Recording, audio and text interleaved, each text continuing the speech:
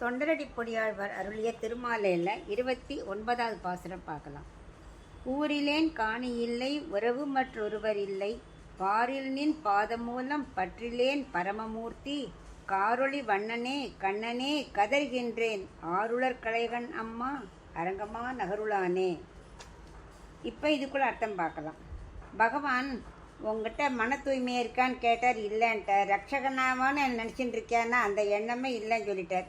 கடைசியாக ஒன்று கேட்குற, சரி நல்ல திவ்ய தேசமான மதுரா, அயோத்தியா, துவாரகா, காஞ்சி, ஸ்ரீரங்கம், இது மாதிரி நல்ல திவ்ய தேசத்தில் இங்கே வாழ்ந்திருக்கேளா அப்படின்னு கேட்குறார். அதுக்கு இவர் சொல்கிறார், நான் ஒரு திவ்ய தேசத்துலையும் வசிக்கவே இல்லை, அது மட்டும் இல்லை அங்கே வசிக்கிறவாளோட தொடர்பே நான் வச்சுக்கிறது இல்லை, எந்த நன்மையும் எங்கள் இடத்துல இல்லை அப்படின்னு சொல்கிறார்.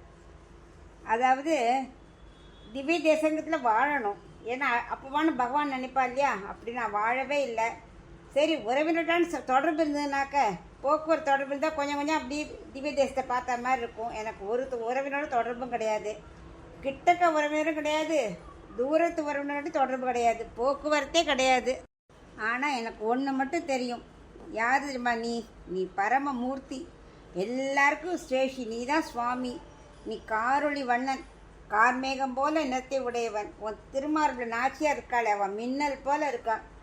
அப்படிப்பட்ட கண்ணா பாரு, நீ எங்கோ வைகுண்டத்தில் இருக்க வேண்டியவன், நீ வந்து மதுரையில் பிறந்த, அதுக்கப்புறம் அது உன்னோட எளிமை அது அப்படின்னு நான் கதறதை தவிர எனக்கு வேறு எதுவுமே தெரியல.